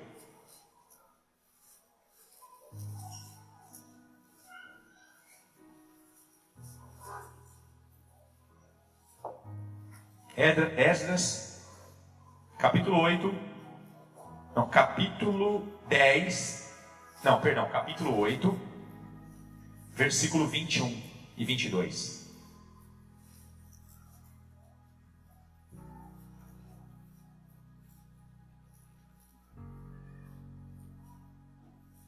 Então apregoei ali um jejum. Amém? Acharam aí? Então apregoei ali um jejum junto ao rio Ahava, para o quê? Nos humilharmos diante da face de nosso Deus, para lhe pedirmos caminho direito para nós e para nossos filhos e para toda a nossa fazenda. Fazenda aqui são bens que eles estavam levando. Porque me envergonhei de pedir ao rei exército e cavaleiros para nos defenderem do inimigo no caminho. Porquanto tínhamos falado ao rei dizendo: a mão do nosso Deus é sobre todos os que o buscam para o bem, mas a sua força é sua ira sobre todos os que o deixam. Nós, pois, jejuamos e pedimos isso ao nosso Deus, e moveu-se pelas nossas orações. Esdras estava saindo do cativeiro da Babilônia, voltando para reedificar o santuário que havia sido destruído há 70 anos atrás. E ele disse para o rei: rei, o senhor nos permite que nós voltemos? Ele disse: nós permitimos, permito. Ah, porque o nosso Deus é conosco. Depois ele ficou pensando assim: e agora nós vamos levar baldes de ouro, pedras preciosas, e os piratas, os ladrões da estrada vão nos assaltar, estamos perdidos. Por que eu fui falar isso? Mas ele pensou bem e falou: mas eu falei a verdade. Agora, se eu chegar para o rei e falar assim: me mandem uns seguranças, ele vai pensar: mas cadê seu Deus? Você não falou que seu Deus era bom? Proteger vocês. Aí ele falou: por vergonha, não tinha para onde eu escapar. Eu cheguei, falei com as famílias, falei com o grupo, falei assim: gente, ou Deus nos ajuda agora, estamos perdidos. Porque nós estamos com tesouro, ouro, todo mundo sabe, nós seremos assaltados. É inevitável. Só temos uma opção: vamos nos humilhar diante de Deus e pedir que Ele tenha misericórdia de nós. Eles se humilharam e Deus os guardou. Tanto que eles chegaram, alguns anos depois chegou Neemias, e ali começou a ser reedificado Jerusalém e o templo do Senhor. O jejum é para nos humilharmos. Queres ter uma família blindada? Comece a buscar ao Senhor e buscar a prática do jejum. Aplique isso na sua vida. Eu já falei aqui em outros cultos. Quem tiver muita dúvida, converse comigo no final do culto, ou escreva no papel aí o número do seu celular. Se você tiver o WhatsApp, eu passo para você a minha apostila de jejum. Você vai estudar e vai compreender um pouco mais, se aprofundar mais nessa maravilhosa arma, este meio de consagração total a Deus. Amém?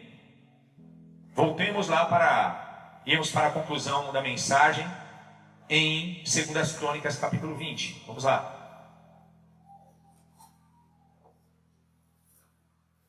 O que foi que o rei Josafá fez diante da ameaça do inimigo terrível que vinha contra ele? Ele temeu e pôs-se a buscar ao Senhor e apregoou jejum em todo Judá. Amém? Acharam aí? 2 Crônicas 20, versículo 4, continua dizendo assim: e Judá se ajuntou para pedir socorro ao Senhor. Também de todas as cidades de Judá vieram para buscarem o Senhor.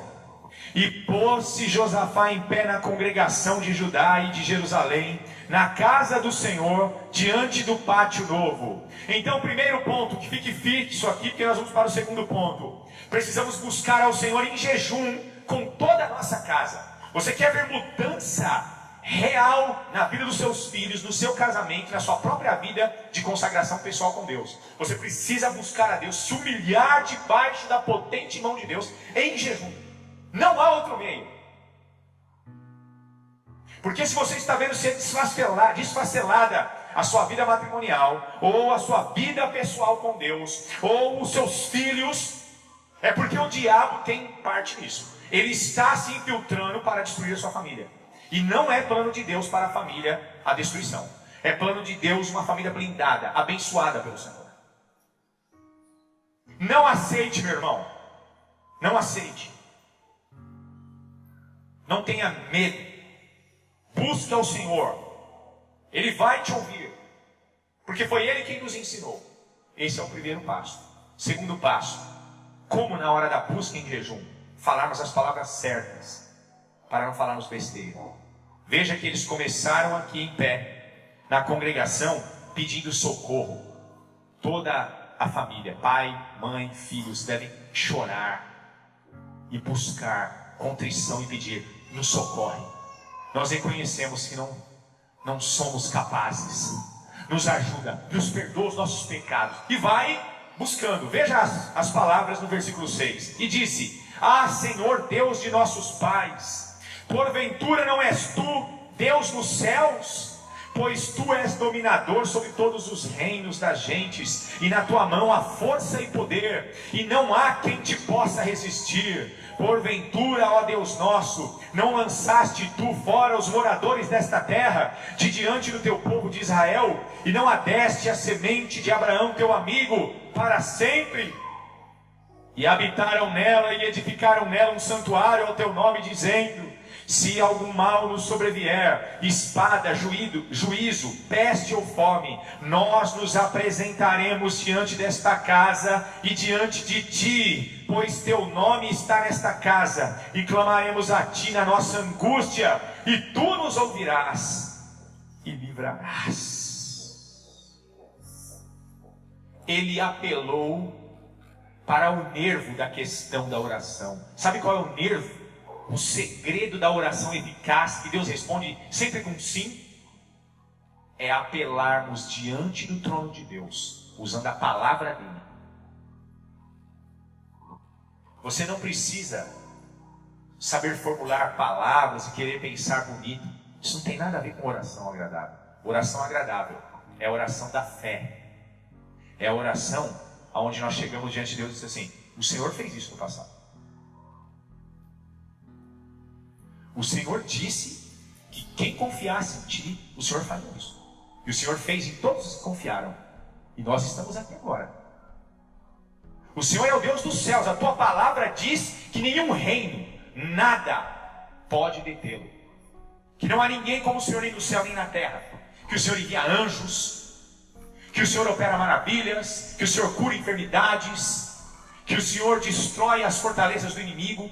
Que o Senhor abençoe os seus filhos. Olha, Senhor, eu estou aqui te pedindo, porque eu li nas Escrituras que o povo estava no deserto durante 40 anos, não precisaram comprar um sapato e trocar as suas camisas e roupas. As roupas cresciam com o corpo e as sandálias permaneciam intactas, crescendo junto com os pés. Eu estou clamando a este Deus, o Deus que abre olhos espirituais, que frustra planos do inimigo, um Deus que tem testemunhos e disse que bem-aventurado aqueles que se lembrassem dos seus testemunhos por meio dos salmos. Eu estou clamando este Deus, aquele que enviou o seu Filho Jesus Cristo para dar a sua vida em resgate de muitos. É este nome que eu estou clamando, e eu estou pedindo: Senhor, nos livra do mal, derruba todas estas armas que estão sendo levantadas contra a minha família. Eu sou teu, nós fazemos parte da tua igreja, e eu quero ver as portas do inferno serem destruídas, porque o inferno está chegando na nossa porta, Senhor. Isso não pode acontecer. E aí Deus vai dizer para quem ora desse jeito, confesse: vai nessa tua força. Está entendendo? Gideão disse assim: ora, o Senhor está dizendo que é conosco, então por que o inimigo está fazendo tudo isso com a gente? Rouba, nos saqueia e nos destrói. Aí Deus disse: olha, você então compreende que quando eu estou com vocês, vocês deveriam vencer e estão perdendo. Encontrei em você uma força. Sabe que força que era de Gideão aí? Era fé, em saber que Deus era capaz. Mas por que as coisas não aconteciam? Não aconteciam porque não pediam. Pedir é uma regra básica da fé. Se você não pedir, você não receberá. Pedis e recebereis. Pedi, dar-se-vos-á. Batei na porta, veja, há uma busca, e ela vai se abrir. Nós vamos buscar, procurar, e vamos encontrar. Isso é a arma que Deus nos deu para vencermos. Mas aí as coisas vêm contra nós, meu irmão. Problema financeiro é o banco que vai nos salvar. É o irmão que tem dinheiro que vai nos emprestar, não é? Desprezamos Deus. Qualquer doença, as doenças vêm e às vezes se tornam crônicas, sistemáticas. Pode ter certeza que tem mão do diabo aí. E aí o homem faz o quê? Vai procurar a medicina. Deus parece que é sempre o último ponto. O grande problema, Deus compreende, as pessoas do mundo, tudo bem, eles têm os hospitais, têm os médicos, isso e aquilo. tem o banco para ajudar eles, o amigo que tem dinheiro, mas a igreja só tem Deus. Nós não usamos nossa fé no tocante à saúde da nossa casa, da nossa própria vida. Não usamos a fé no tocante ao Deus que é nosso pastor e nada nos faltará. Não cremos nisso. Não pedimos para Ele. Você põe lá no papel, às vezes sua dívida é uma dívida baixa. Olha, R$2.000 eu resolveria, tirava todos esses problemas para começar a respirar novamente. E aí a pessoa pensa, quem será que vai poder me emprestar esse dinheiro? Ele não sabe que se ele dobrar os joelhos, junto com a sua casa, porque está afetando toda a sua casa, e dizer, Senhor, Tu és o meu auxílio, Tu és o meu pastor. Tua palavra diz, e começa a dizer, o Senhor cuida até dos pardais. Se foi problema de falta de administração, reconheça o pecado então, peça perdão, e aí diga, me ajuda. Meu amado, acredite, Deus de alguma forma vai te socorrer e vai sanar esse problema, vai curar a tua enfermidade, vai libertar os teus filhos. Ele vai começar a agir. O que Deus não gosta, que é uma ofensa para ele, um cristão, buscar ele em última instância. É brincadeira, isso daí é menosprezar a fé. Isso não é fé. A fé não é desespero, a fé é confiança. Quem busca Deus no último estágio é porque está desesperado.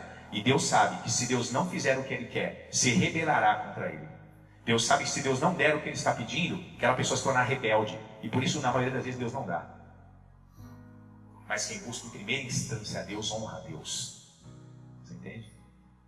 Ah, mas eu orei com a família toda, nós buscamos jejum, nós não fomos curados, as coisas não mudaram. Calma, meu irmão, calma. Você está buscando a Deus, você está pensando que é o quê? Você apertar um botão, é Enter. Deus não trabalha com celulares, com computador, não. Você tem que se humilhar até Deus ver que existe humilhação real no seu coração. Senão Deus não vai confiar em você. Deus não vai te dar nada, meu amado, enquanto não confiar em você ou em mim. Você entende? Ninguém vai brincar com Deus. Vou me santificar agora para me dar bem aqui. Lá na frente eu continuo a minha vidinha. Deus não vai te dar nada. Tiago, no capítulo 4, Deus foi bem claro. Pedis e nada recebeis, porque pedis mal para gastar em vossos próprios deleites. Brincam pensando que Deus vai se deixar levar. Abraão, que é chamado pai da fé, não foi por acaso. Deus disse, eu te farei pai. A sua esposa terá um filho, mesmo sendo estéril. O tempo passou, Abraão foi sendo testado, falhou aqui, mentiu ali, e foi indo. Até um dia que Deus cumpriu aquela promessa e nasceu Isaac. Aí veio a prova final. Deus disse, mata Isaac sacrificado para mim. Monta um altar, degola ele e queima ele como sacrifício para mim. Agora, Abraão obedeceu, subiu o monte com a criança, e na hora que ele foi degolar, Deus disse, não precisa. E qual foi a palavra que Deus disse para Abraão? Agora sei que temes a Deus, porque não me negaste o teu filho. Agora, antes eu não sabia, Deus sabia. Antes, Abraão, eu não podia confiar em você, eu não podia te abençoar, porque você não confiava plenamente em mim. Eu disse que você seria pai, e vocês procuraram alternativas humanas. Ah, talvez seja minha serva, talvez seja não sei quem, não é? Aí veio um rei poderoso, na hora em vez dele manifestar a fé, ele tremeu e falou, não é minha mulher não, porque Sara era bonitona, a Bíblia diz, né? Não é minha mulher não, é minha irmã. O rei foi lá, então vai ser minha mulher então. E ele não teve coragem de falar nada. Deus quase destruiu o Egito por causa disso. Deus teve que aparecer para o faraó lá e falar assim, olha, não encosta nessa mulher não, senão eu te mato. Ela é mulher de profeta meu. Aí Deus depois repreendeu Abraão. Dá para confiar num homem desse? Dá para abençoar um homem desse? Não. Mas quando chegou uma certa fase que Abraão passou a confiar em Deus, e ele levantou lá o cutelo para degolar o próprio filho, Deus disse, agora eu sei. Quando Deus disse isso, então veio a bênção. Agora eu juro que você vai ser isso, eu vou abençoar isso, e eu vou fazer isso, e ninguém mais vai poder com você. A partir do dia que Deus passou a confiar. Então não pense em fazer uma oraçãozinha de 5 minutos, um jejumzinho de 8 horas e vai resolver o teu problema. Não, vai ser uma consagração, uma busca, até que Deus veja que realmente nós queremos mudança. Nós queremos ser blindados com o poder e com a glória dele. Aí o Espírito Santo vai vir. E quando ele vem, meu irmão, acabou, você entende? É página virada do passado. O filho que vivia no hospital, você vai falar assim, meu Deus, vai fazer 5 anos, não tem mais crise. Você vai trabalhar, ganhar o mesmo salário, vai sobrar dinheiro. Você entende? Seu carro vai ficar mais econômico. O diabo põe a mão em tudo, meu irmão. Ele quer destruir nossa vida. Nossa família, nossa saúde, tudo. Não pense que é só coisa, o diabo está preocupado com a nação, o país, não. É individualmente. Mas quando essa blindagem de Deus vier, estivermos debaixo das asas do Onipotente, aí a gente vai saber o que é descansar, a gente vai trabalhar, ter aquele salário, a gente vai comer e a comida vai nos satisfazer, nós teremos felicidade. A gente vai entender a lei do contentamento. Os irmãos estão entendendo? Vamos entender a lei do contentamento. Tendo, porém, sustento e com que nos cobrirmos, estejamos com isso contentes. E nós vamos estar contentes mesmo com pouco. E quem tem muito, muitas vezes não é feliz. Porque não é blindado. O diabo dele que rola. Você entende? Nós não vamos comer o pão que o diabo amassou mais, meu irmão. Nós vamos comer o pão do céu. O pão do céu é melhor. Você entende? Nós não podemos mais aceitar. Então, nesse segundo passo, temos que saber como pedir. Use a Bíblia. Comece a degustar todos os salmos. Se debruce nas Escrituras, veja os testemunhos de Deus, o que Deus fez na vida daquele reinado, na vida daquele homem. Veja o que Deus fez no princípio do ministério de Davi. Vai pegando tudo isso e transformando isso como algo natural para você. Se torne um homem, uma mulher que sabe pedir, que sabe chegar e dizer assim, o Senhor fez, eu estou buscando fazer a tua vontade. Olha, o Senhor disse isso, o Senhor disse na sua palavra. Esse é o segundo passo. Amém, igreja? Continuando aqui. Versículo 10. Agora, pois, eis que os filhos de Amon e de Moabe, e os das montanhas de Seir, pelos quais não permitistes que Israel passasse, quando vinham da terra do Egito, mas deles se desviaram e não o destruíram, eis que nos dão o pago, vindo para lançar-nos fora da herança que nos fizestes herdar. Ah, Deus nosso, porventura não os julgarás? Porque em nós, olha aqui o reconhecimento da miséria própria, porque em nós não há força perante esta grande multidão que vem contra nós, e não sabemos nós o que faremos. Tem alguém assim? Aqui? Não sabe mais o que faz, e você reconhece que não tem forças mais contra essa situação? Faça disso parte integral do seu pedido. Reconheça isso. Isso é se humilhar. Você entende? Porque se você tiver no seu coração que você é capaz de vencer isso, que os médicos vão te ajudar, que o dinheiro vai te salvar, você vai continuar de mal. Confie em Deus. Deus, reconheça, eu não sou capaz, não sei o que fazer. Não sei o que fazer, não sei. Mas o teu Espírito sabe. O Senhor sabe. Eu não sou páreo para esse problema, para esse demônio, mas o Senhor é. Por favor, me ajuda, me socorre. Continuando aqui. Olha a família buscando a Deus. E todo o Judá estava em pé perante o Senhor, como também as suas crianças, as suas mulheres e os seus filhos. As famílias estavam buscando a Deus pelo livramento daquela batalha. E aí, cumprindo esses passos, vem a alegria, meu irmão. Vem a resposta de Deus. Isto é perfeito. Isso é verdade, absoluta. Versículo 14. Então veio o Espírito do Senhor no meio da congregação sobre Jaziel, filho de Zacarias, filho de Benaias, filho de Jeiel, filho de Matanias, levita dos filhos de Asaf. E Jaziel disse: Dai ouvidos todo o Judá e vós, moradores de Jerusalém, e tu, ó rei Josafá. Assim o Senhor vos diz: não temais, nem vos assusteis por causa desta grande multidão, pois a peleja não é vossa, senão de Deus. Já pensou Deus chegar e falar assim: pai, essa batalha sobre o teu filho, sobre a tua filha, sobre a tua situação financeira, sobre essas enfermidades, sobre a tua vida de consagração, não é tua, é minha. Descansa. Aí você pode descansar, porque aí você vai ver mudança, aí você vai ver santidade, aí você vai ver resultados, você vai ver frutos, porque você buscou a Deus, e Deus agora vai fazer a parte dele. E a batalha não é nossa, ele disse, senão de Deus. Amanhã descereis contra eles, e eis que sobem pela ladeira de Cis, e os achareis no fim do vale, diante do deserto de Jeruel.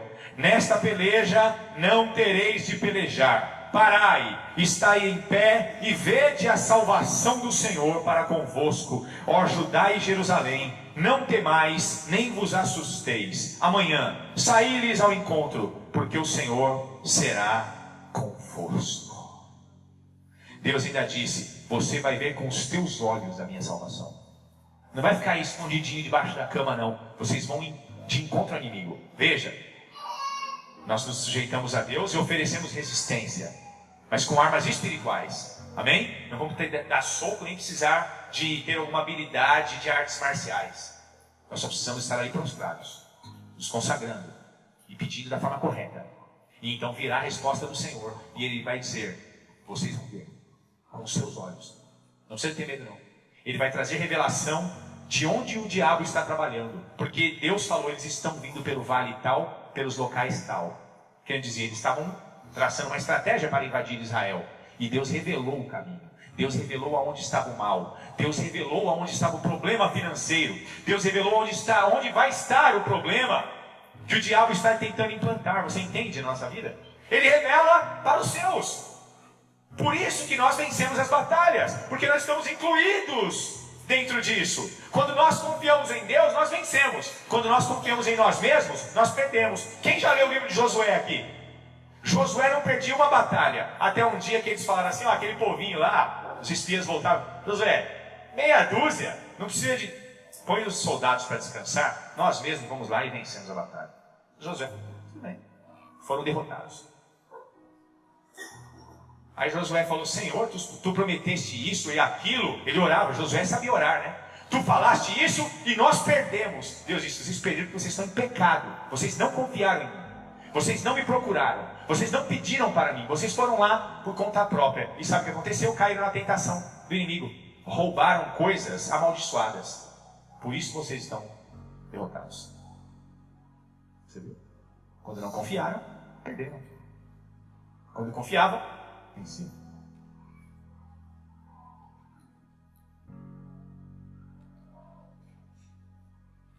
Depois que a revelação vier, nós precisamos aprender a adorar. Olha o que diz o versículo 18. Então Josafá se prostrou com o rosto em terra, e todo o Judá e os moradores de Jerusalém se lançaram perante o Senhor, adorando o Senhor. Quando nós começamos a entender como buscar a Deus da forma correta, e Deus diz: então eu vou ser com vocês, nós temos que pôr a boca no pó a partir daí. Aí vem o momento da adoração. Adoração em silêncio, você entende? Dobrou os joelhos e a família está ali. Os filhos que passaram pelo jejum, a mãe, a esposa, o esposo ou a pessoa em si, o adolescente ali, o solteiro, agora vão pôr a boca no pó. Porque quando Deus tira a venda e você entende qual é o plano do inimigo, é porque Deus já está mostrando para você que você vai vencer. Adore a Deus, adore a Deus. Depois da adoração vem o louvor. Olha o próximo passo. E levantaram-se os levitas dos filhos dos coatitas e dos filhos dos coraitas, verso 19, para louvarem o Senhor, Deus de Israel, com voz muito alta. E pela manhã cedo se levantaram e saíram ao deserto de Tecoa.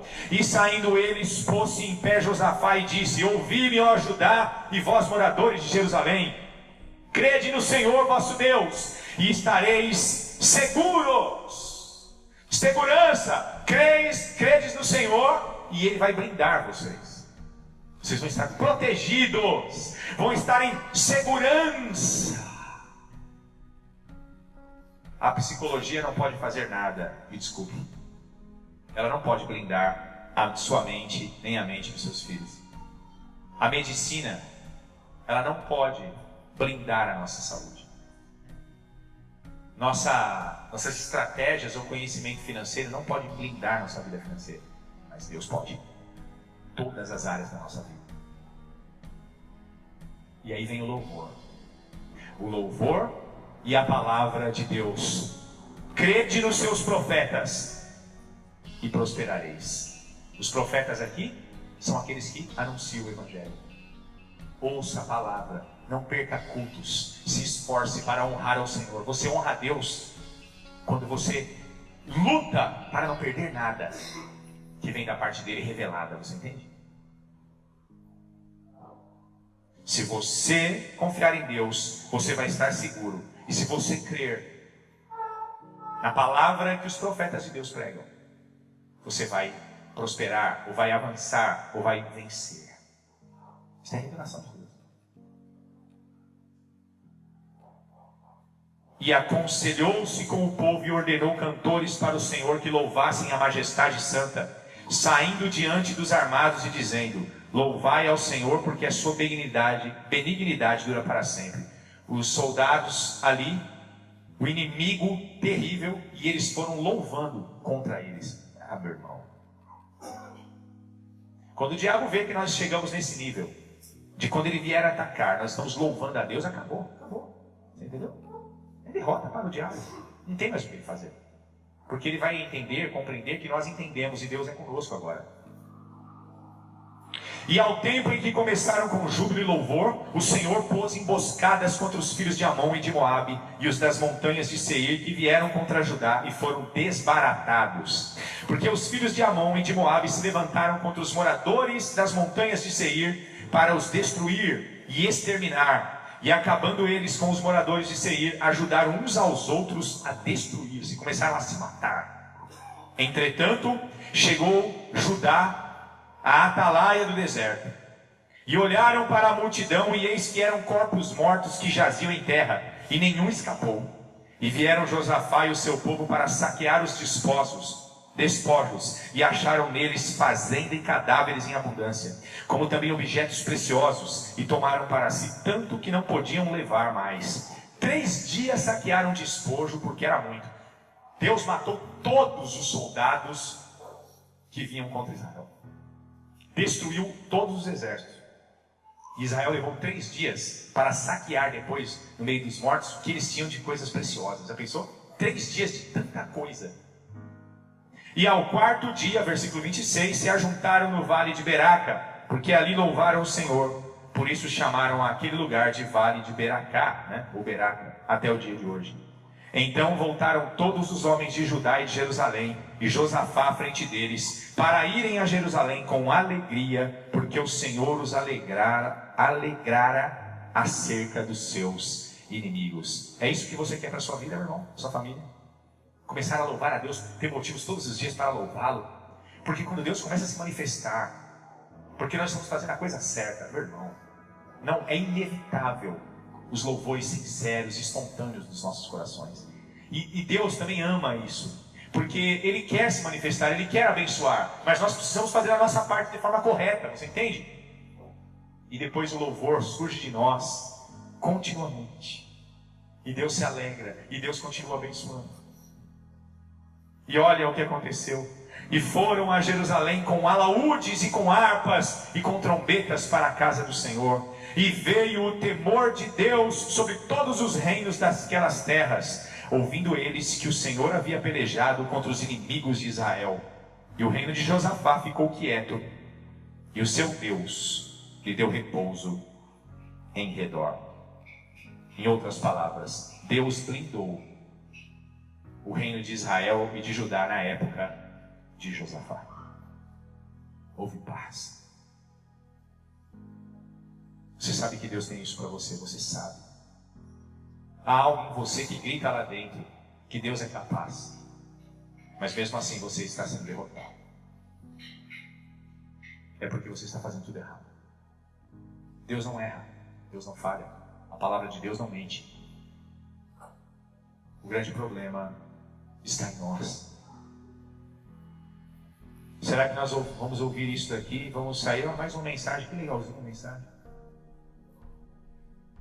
Nós vamos sair daqui determinados a ter uma família blindada e abençoada por Deus. Uma família que terá motivos de sobra para louvarem ao Senhor. Pais que andam em segurança no tocante aos seus filhos. Filhos que vão amar seus pais e respeitá-los. Vidas espiritualmente abençoadas, materialmente abençoadas, sentimentalmente abençoadas. Saúde, corpo, alma e espírito.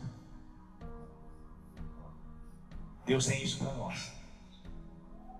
Mas muitas vezes nós não queremos correr para debaixo das asas dele.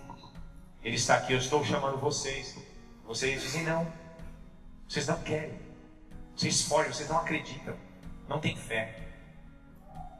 Mas esta noite, eu acredito que a palavra foi suficiente, mente clara, para mostrar para mim e para você que há um local seguro,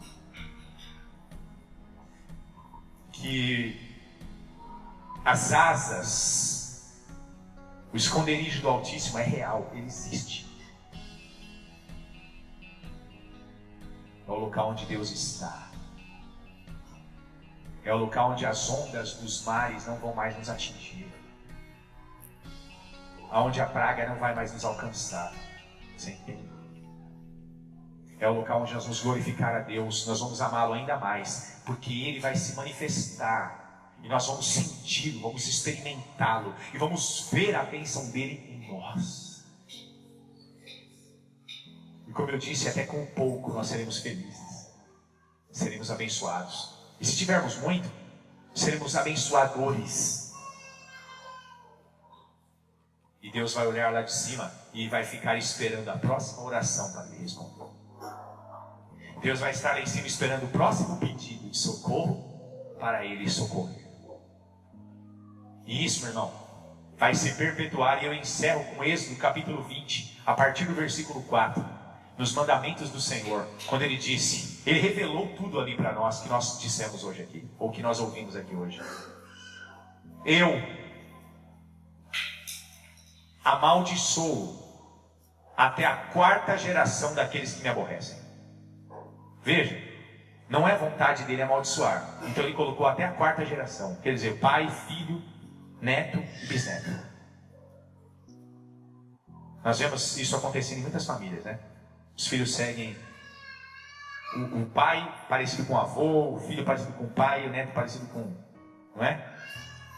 E aí Deus conclui dizendo assim, mas abençoo até a 1000ª geração daqueles que me amam e guardam os meus mandamentos. É bem diferente, 4ª geração para 1000ª. A vontade dele não é amaldiçoar, a vontade dele é abençoar até a nossa 1000ª geração. E isto é real, é verdade, é para quem crê. Tudo é possível ao que crê. Nós não temos outra opção. Não há segundas alternativas nem plano B. Só Deus, só Deus e só Deus.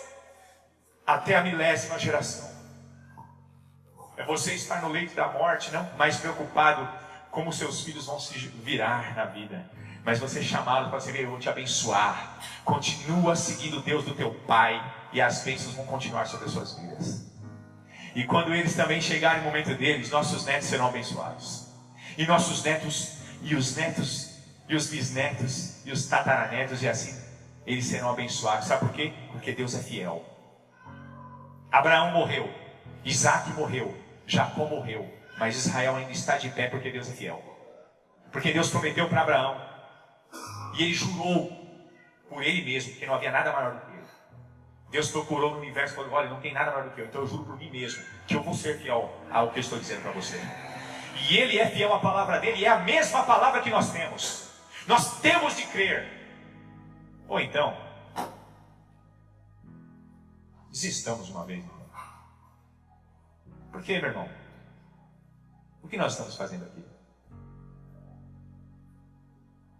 Eu encerro com a frase de Josué. Eu e minha casa serviremos ao Senhor. Eu quero ter uma família blindada.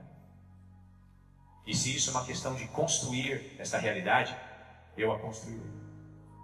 Farei o que for possível. Porque eu amo minha família. Eu amo minha esposa, amo meus filhos.